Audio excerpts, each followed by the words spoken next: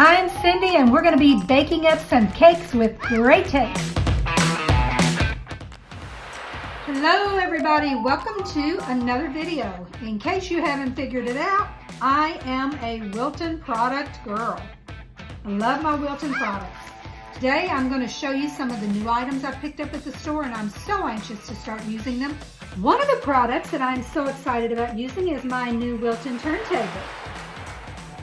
As you can see, you can keep it in a stationary position or you can fix it so that it turns and spins.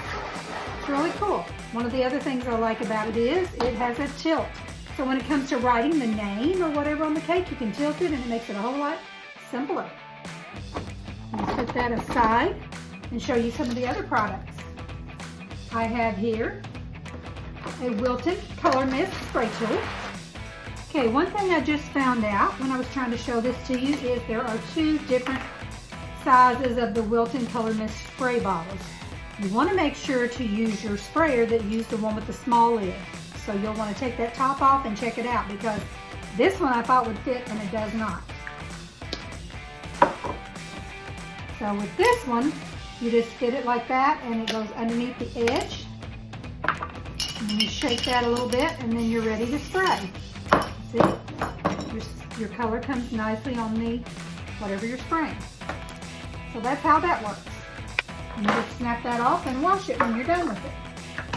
Of course, you all know I love Wilton colors. They are my favorite. This one is a paste, and anytime I use red, I always use the Wilton No Taste Red Paste. Wilton also has Color Right products, and with those, they come with, on a little cardboard like this, you get 4 colors, and it shows you on the back exactly how many drops of each color to put in your icing to make certain colors. Because, as a lot of people do not know, there's only 4 basic colors. And if you can't find the color you need, then you're going to have to learn to mix them yourself. So whatever you do, do not throw away your cardboard. Keep that. Then I have my Wilton Smoother for fondant. I'm going to show you a little bit about that in a minute. And this product is disposable bags. If you don't like washing those bags, you can use the disposables. You can either just snip the tip off of it and squeeze the icing out of it, or you could drop a tip down in there and cut it to the right size. Your bags, you always have to cut the tip so that it fits perfectly for your cutler. And this is a Wilton bag. This is the ones that you wash and keep and reuse over and over. I even have some Wilton cupcake holders. I have the food writers. I'm going to show you how those work in a moment. I also have the paintbrush set. You can just touch up like the edges of flowers to make them maybe a little bit of a gold tint or a different color. I also have the icing smoother. I'm not really sure that I will be using the icing smoother because I'm really fond of just using my spatula because it's something I've used for so long and it's very easy really to get a smooth cake even with just the spatula. There are all different types of spatulas. There's the wide one, and I kind of like it because you can scoop up a whole lot more icing at one time with it. And so whether or not I will use the icing smoother, I do not know because I've really gotten used to using this. And then there's the small one, and a lot of people like it because they can smooth the icing better and it keeps the handle away from the cake so that it doesn't do any unnecessary smudges. I also have here the cake lifter. If you're uncomfortable with lifting those cakes after they've cooled and getting ready to put them on top of another cake, then you can use the lifter and you just kind of scoop up underneath of it and then you'll take your hand on top and probably flip it and then put it on the cake that way. Not sure about that product, but it's one that I picked up. And I also have my flower cutout. So I'm going to roll out some fondant and see what we can do with some of these new products. I'm really kind of anxious to use them, but I'm a little nervous too because I have grown accustomed to using the same type products for a long time. And to switch, it will be kind of different for me. But I'm open to new ideas and new things, so let's just see what we can do with these. You want to roll your fondant out pretty thin. And just so you know, I use Wilton fondant as well. As you can see, I love Wilton.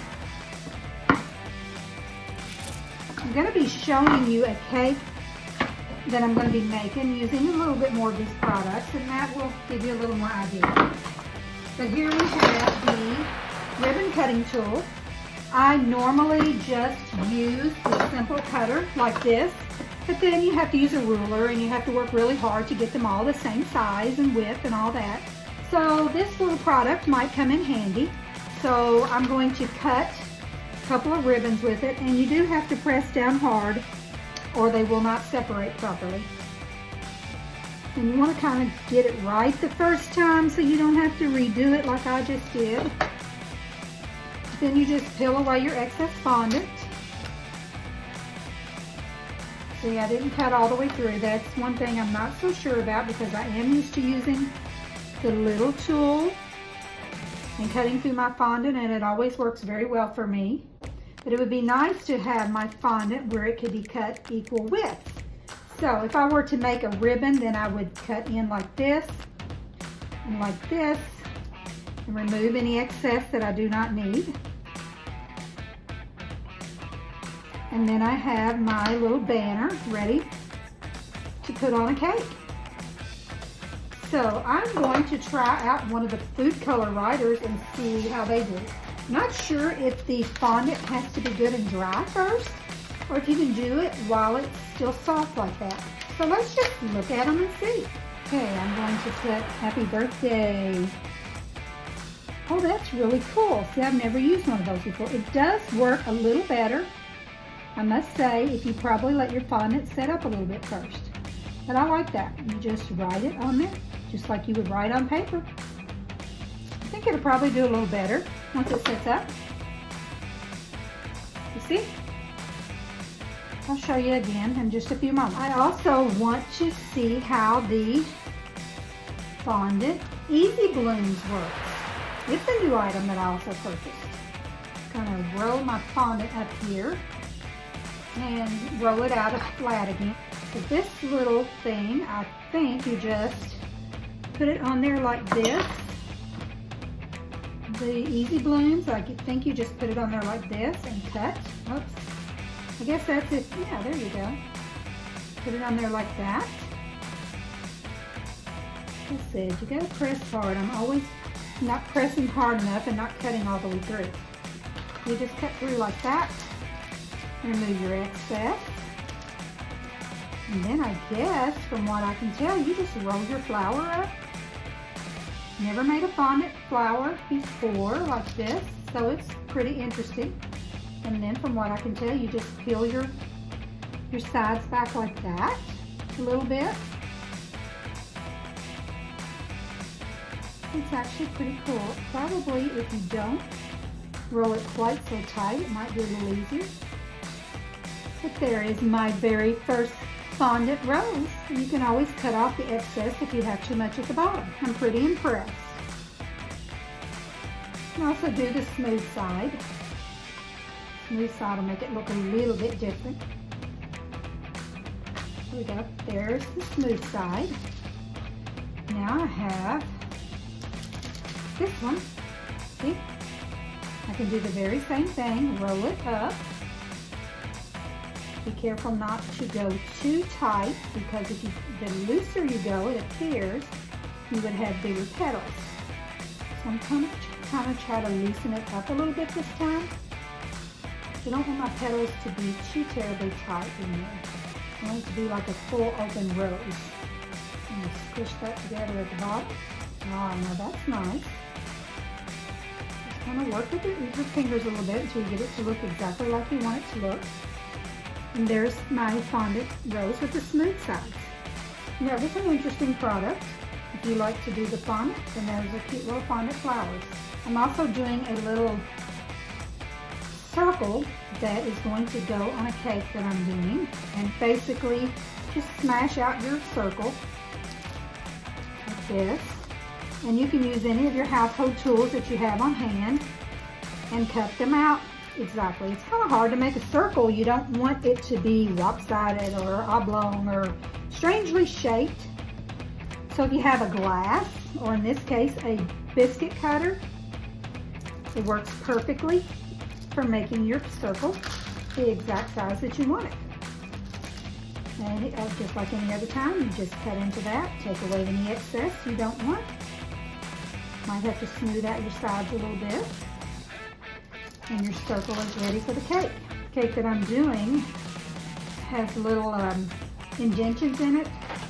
Kind of makes it look like craters. So I just took the back of my lily nail and just kind of made some indentions in it. And then it's ready to put my number on it. It's going to have a number 3 for a birthday. So I have showed you my cupcake cup wrappers, my mini airbrush, of course my fondant, and this is my Bake Ease. I always use pan release, and you just squirt a little in the pan and then you take your brush and smooth it around, but you can also use pan release, well, it's called Bake Easy. You can also use that as well for the bottom of your pan, but I did notice that I still have to take a brush and kind of brush it around the pan because you don't want it all in just one area.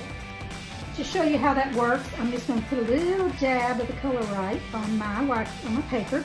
It's got a little dot here, and I'm going to paint the edges of my rose. It's just simple painting it.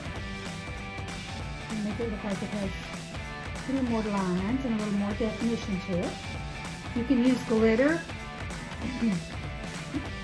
I'm going to paint the edges of my rose. You can use glitter, you can use the colors, you can use just about whatever you want to paint the edges of your flowers or any edges of any of your products. So that's how that's done. See how it would look as a dough rose. You can do these bottles without this sprayer, but it kind of keeps you at a distance from the cake a little better. Oops, I turned it around backwards. You got to make sure you turn this spout in the right direction, or you just spray yourself like I just did. So now we have a gold rose with a little bit of red.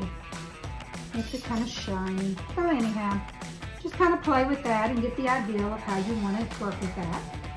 Anyhow, so there you have it. There are my fondant tools that I will be working with, and I hope you enjoyed the video. And tune into my next video to when I will actually be using some of these on a cake. Oh, let me go back before I leave and see if this writing is any better now that has set just a little bit.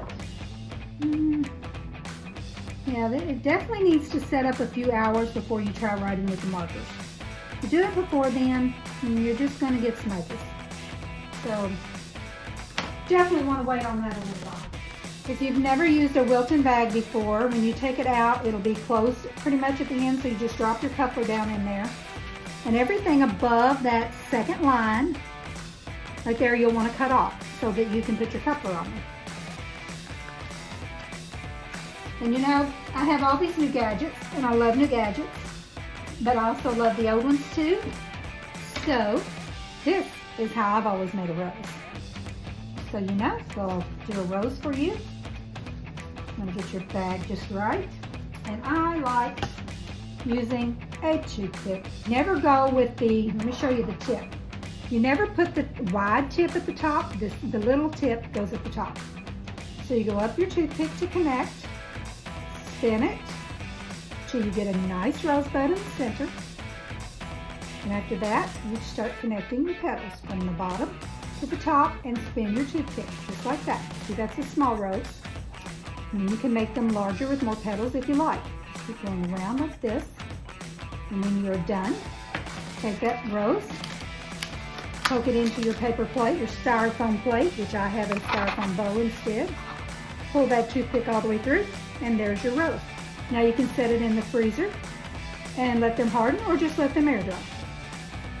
So that is my tutorial for today. And I hope you enjoy cake baking, and I hope to see you in the next video. Bye.